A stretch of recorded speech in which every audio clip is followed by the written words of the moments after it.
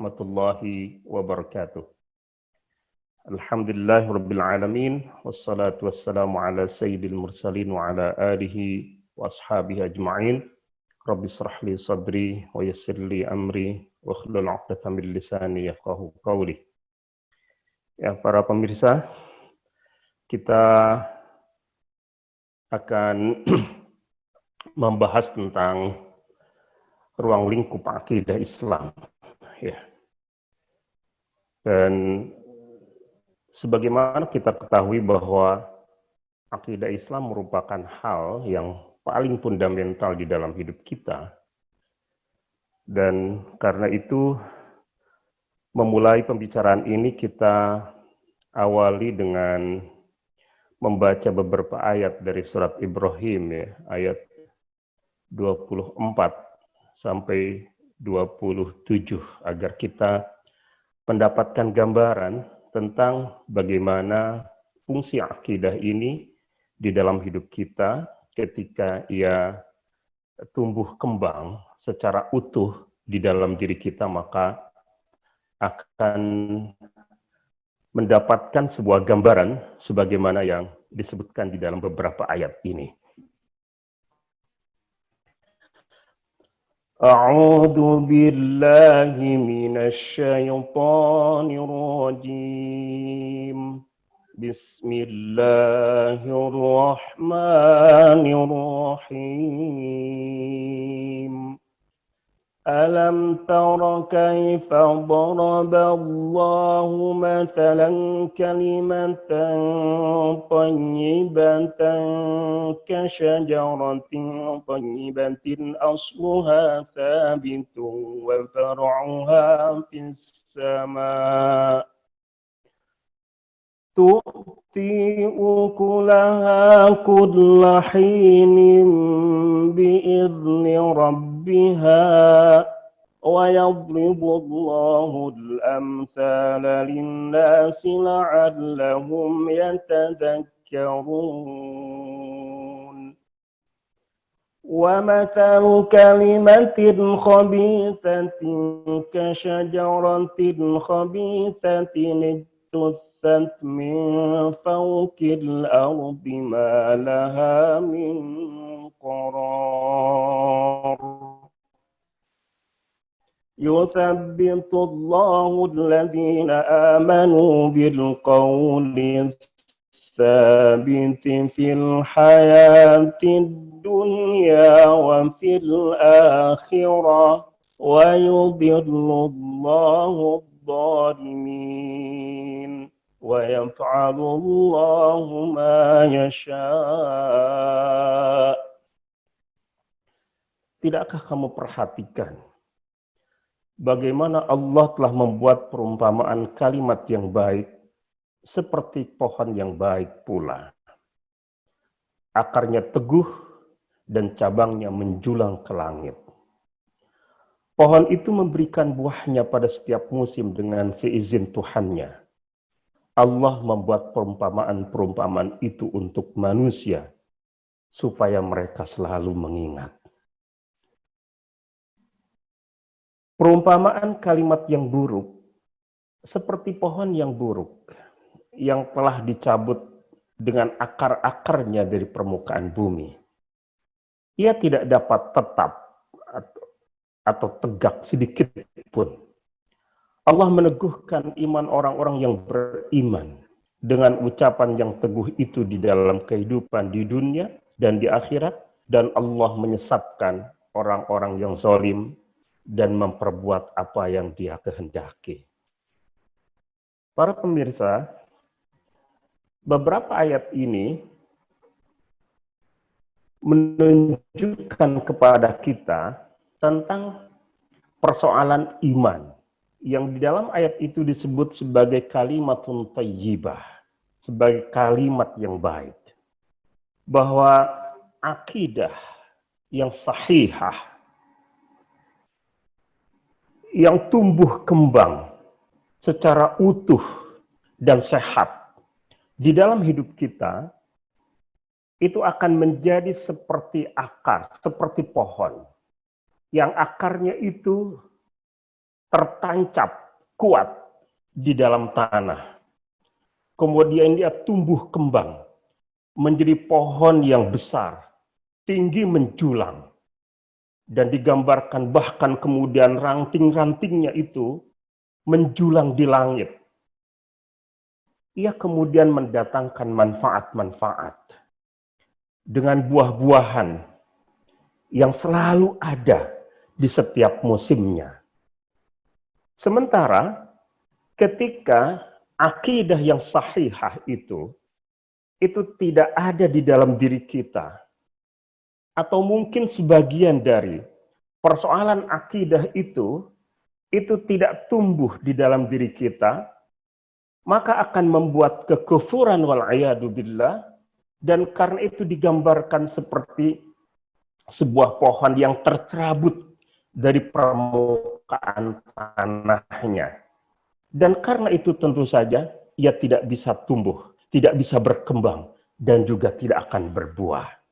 Oleh karena itu maka menjadi penting bagi kita agar kita memahami tentang akidah itu apa, kemudian apa yang menjadi cabang-cabangnya, apa yang menjadi persoalan-persoalan pokoknya, sehingga harus kita perhatikan, harus kita rawat, dan harus kita tumbuh kembangkan, sehingga mudah-mudahan kelak pada waktunya mendatangkan buah di dalam hidup kita. Apa yang disebut dengan akidah? Di dalam bahasa Arab, akidah itu artinya adalah rabtu, berarti ikatan. Ada dua ujung sesuatu yang kemudian diikat dengan kuat. Dan karena itu maka ketika dua ujung itu diikat dengan kuat, maka ia tidak mudah kemudian terurai. Dan inilah yang disebut dengan akidah. Akidah itu tidak berarti cair. Tidak mungkin ada akidah yang cair. Tidak mungkin ada keyakinan bahwa seluruh agama yang ada itu mustahil. Mustahil bahwa akidah itu mengajarkan bahwa seluruh Tuhan yang dianut oleh para penganut agama-agama itu menggambarkan tentang kebenaran hakikat yang sama. Mustahil. Karena itu adalah bukan sebuah ikatan yang kukuh yang membuat kita terpatri di dalam satu keyakinan. Dan karena itu ia juga merupakan al-ahdu, janji. Seorang mukmin berjanji di hadapan Allah. Mirip dengan bagaimana ya akad yang memiliki akar kata yang sama dengan akidah itu. Seseorang ketika melakukan transaksi dengan orang lain, dia berjanji, dia melakukan kontrak, dan karena itu ia komitmen dengan apa yang menjadi kontraknya di hadapan orang lain. Dan oleh karena itu maka yang disebut dengan akidah itu adalah al-jazmu. Satu keyakinan yang mantap, yang tidak dicampuri dengan keraguan apapun berkenaan dengan pokok-pokok keyakinan yang dianutnya. Di dalam sebuah hadis, Rasulullah SAW menggambarkan bahwa yang disebut dengan akidah adalah al-iqrar bil lisan. Sebagaimana ia juga merupakan istilah bagi apa yang disebut dengan iman. Bahwa iman atau dengan kata lain adalah akidah, itu adalah al-iqrar bil lisan. Lisan kita berucap, berikrar bahwa tidak ada Tuhan melainkan Allah, dan bahwa Nabi Muhammad SAW adalah utusannya. Nah, ikrar itu merupakan gambaran dari apa yang ada di dalam hatinya. Karena itu at-tasdiq bil jinan. Ya, tentu saja ketika ada ucapan dengan lisan, tetapi tidak ada pembenaran di dalam hati, itu adalah bagian dari kemunafikan. Karena itu maka keimanan itu harus bersumber dari pembenaran yang ada di dalam hatinya. Apakah cukup bahwa iman itu sekedar membenarkan dengan hati dan mengikrarkan dengan lisan? Tidak. Karena harus terjadi pembuktian wal amalu bil arkan, di mana seluruh anggota tubuh kita itu mengimplementasikan apa yang menjadi keyakinan yang ada di dalam hatinya tentang ketundukannya kepada Allah Dan oleh karena itu maka Al-Quran selalu menyertakan antara iman dengan amal soleh itu menjadi dua hal yang tidak bisa dipisahkan. Nah, karena itu maka di dalam akidah Islam atau di dalam Islam, akidah itu memiliki kedudukan yang sangat fundamental. Karena ia menjadi akar dari keseluruhan pohon kehidupan kita, baik di dunia maupun di akhirat itu. Seperti sebuah pohon yang tadi digambarkan, bahwa kebaikan pohon itu digantungkan pada bagaimana akar itu tertancap dengan kuat. Ketika akar itu hanya menempel sedikit di dalam tanah, maka sulit bisa dibayangkan ia akan tumbuh menjadi pohon yang kuat, menjulang ranting yang rindang. Tetapi sebaliknya, ketika akarnya itu kuat tertancap di dalam tanah, maka dimungkinkan ia akan bisa mengambil sari-sari pati tanah yang memungkinkan ia menjadi tumbuh, menjadi pohon yang kuat dan rindang tadi. Oleh karena itu, maka di dalam kehidupan kita, baik atau tidaknya, hidup kita ini sebagai manusia digantungkan pada sejauh mana akar akidah itu menghunjam kuat di dalam dada kita. Syekh Muhammad Shaltut menggambarkan bahwa kalau hidup kita di dalam beragama ini seperti sebuah bangunan, maka yang menjadi pondasinya adalah akidah itu. Ketika akidah itu kuat, maka di atasnya itu bisa dibangun bangunan-bangunan yang kukuh, bangunan-bangunan yang permanen. Tetapi tentu saja ketika pondasinya labil, maka tidak mungkin ada bangunan pencakar langit yang bisa dibangun di atas pondasi itu. Demikian pula akidah di dalam hidup kita. Oleh karena itu maka sejauh mana kebaikan yang bisa kita hasilkan dari hidup ini, baik di mata Allah maupun di mata manusia adalah digantungkan pada sejauh mana kekuatan iman itu terhunjam di dalam darah kita. Nah, karena itu maka akidah itu merupakan sesuatu yang dasar. Sesuatu yang paling dasar. Ada banyak persoalan yang harus kita wujudkan di dalam hidup kita ini sebagai seorang muslim. Ada persoalan-persoalan ubudiyah yang harus kita tunaikan. Salat 5 waktu misalnya. Puasa di bulan suci Ramadan, zakat, haji, dan banyak lagi kewajiban-kewajiban dalam rangka hubungan kita dengan Allah dan dalam rangka hubungan kita dengan manusia. Demikian pula keluhuran-keluhuran, kemuliaan-kemuliaan akhlak di dalam diri kita, itu semua tidak mungkin ada seandainya iman yang ada di dalam diri kita itu tidak memadai untuk lahirnya persoalan-persoalan itu. Sehingga ketika ada orang yang bisa dilihat orang-orang lain bahwa dia memiliki ketaatan kepada Allah, kebaikan di dalam interaksinya dengan sesama manusia, maka sesungguhnya itu menjadi tanda bahwa di dalam dadanya itu ada iman. Dalam sebuah hadis Rasulullah SAW menyebutkan bahwa jika engkau lihat ada orang yang pada setiap waktu, ya tentu saja pada setiap waktu sholat dia berangkat dan pulang, berangkat ke masjid dan pulang dari masjid, terus itu yang dia lakukan, maka fashhad lahu bil iman, saksikan bahwa di dalam dirinya itu ada iman. Kenapa? Karena Allah berfirman, innama ya'muru masajidallahi man amana billahi wal yaumil akhir wa aqamas salat wa ataz zakat wa lam yakhsha illallah.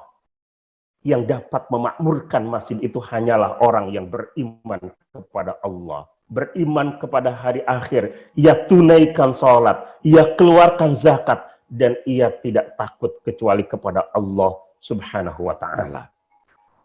Akidah juga karena itu akan membangun kepribadian muslim menjadi kepribadian yang sempurna.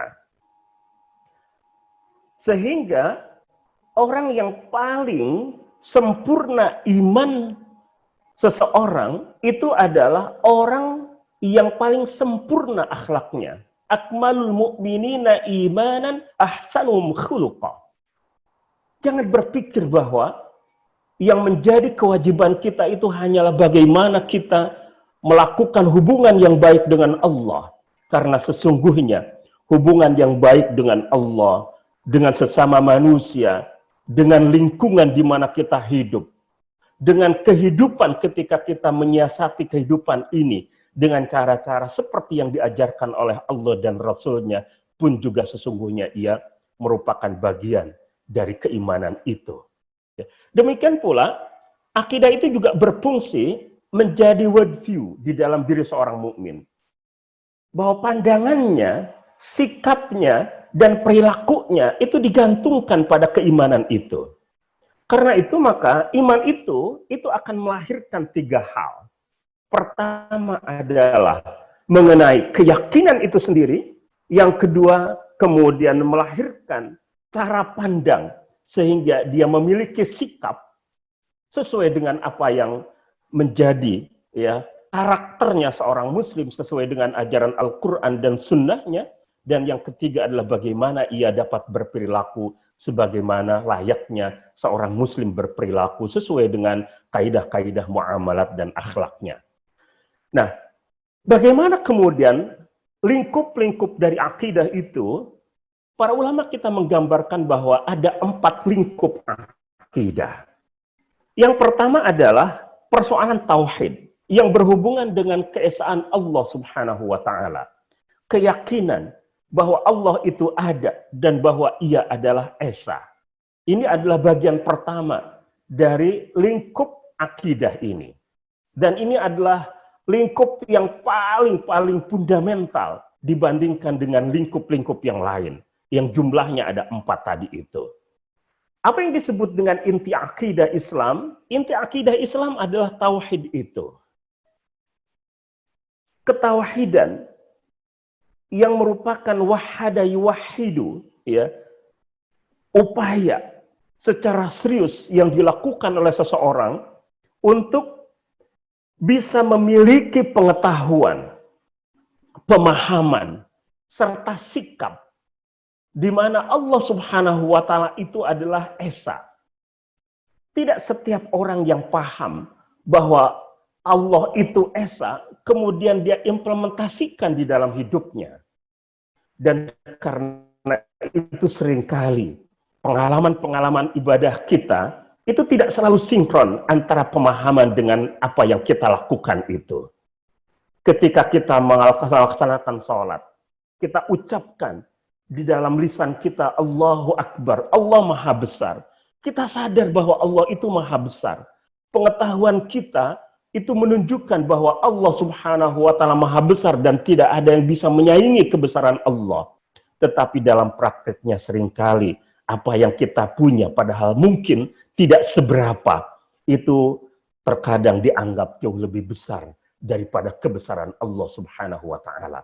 Karena itu maka tidak cukup bahwa kita sekedar tahu, tetapi bagaimana kemudian pengetahuan itu benar kita implementasikan, benar kita hayati, dan benar kita amalkan. Ya. Nah, ketauhidan inilah yang kemudian menjadi inti dari seluruh tatanan atau norma dari ajaran Islam. Kenapa?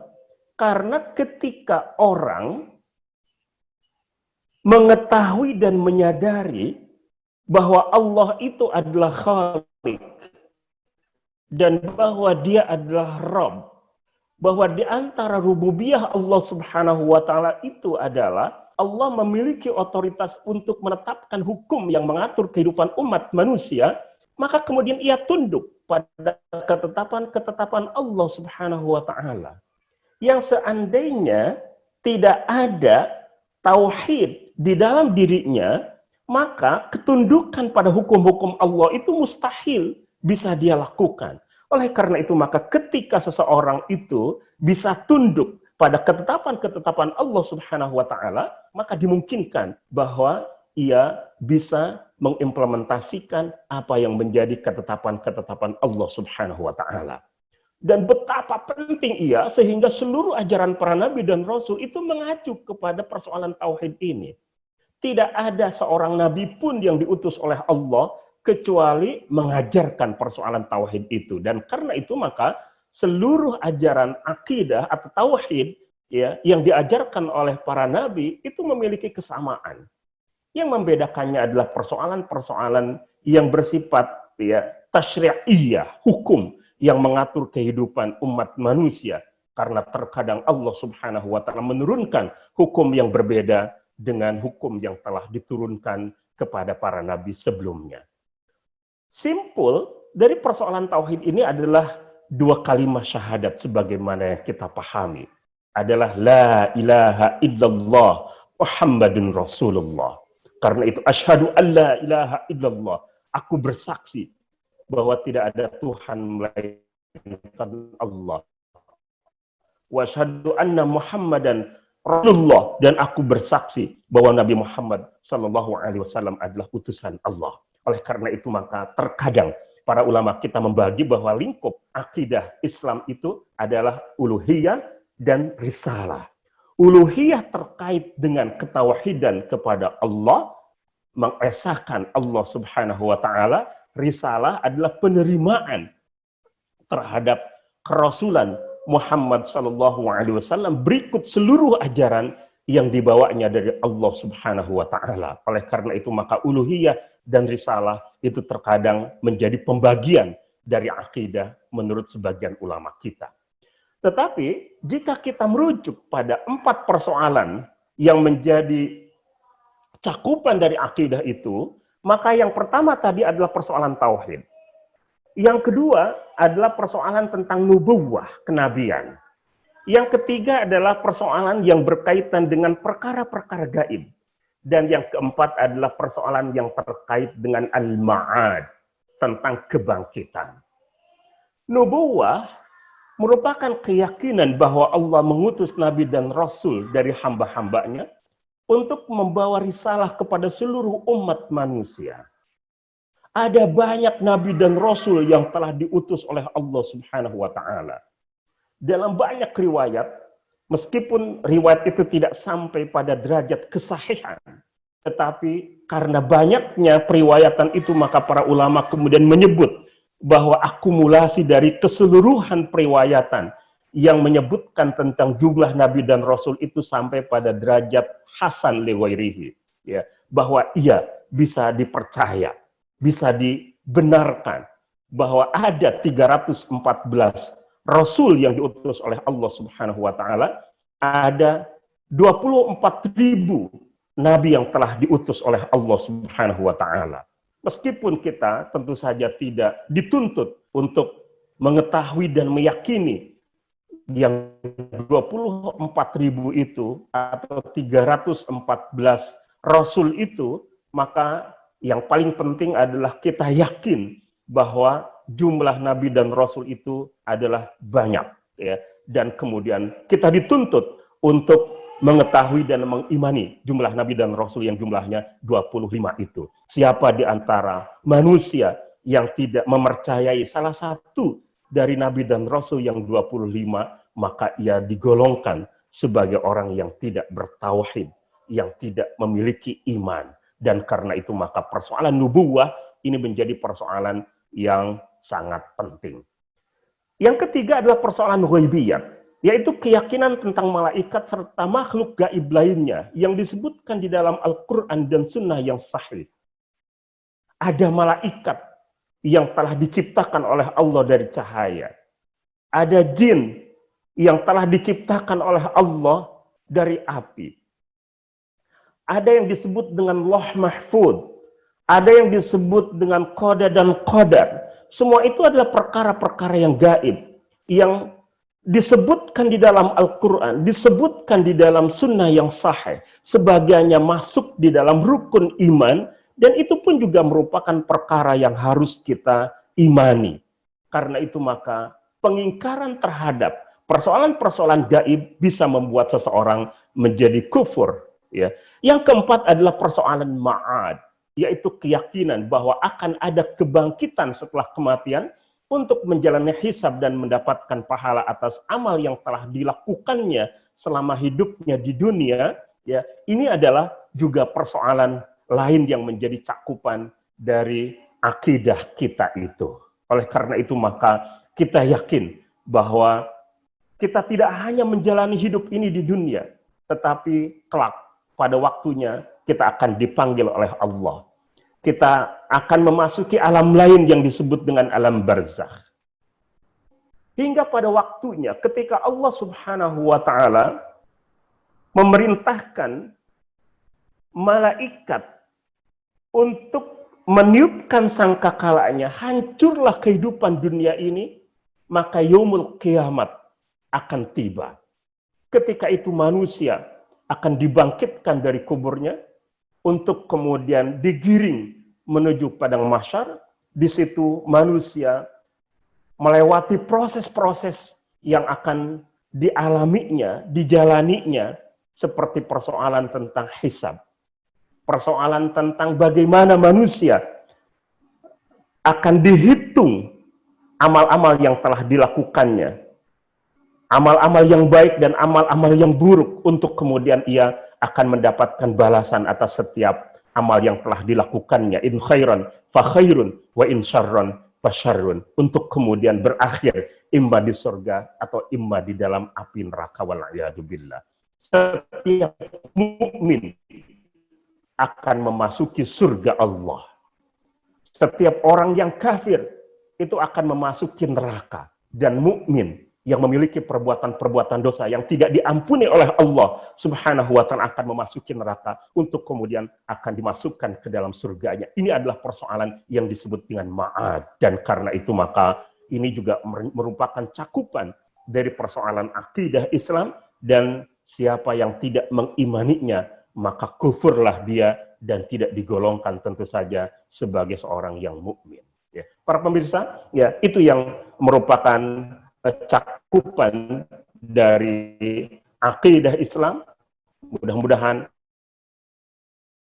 pertama adalah persoalan ketauhidan, uluhiyah.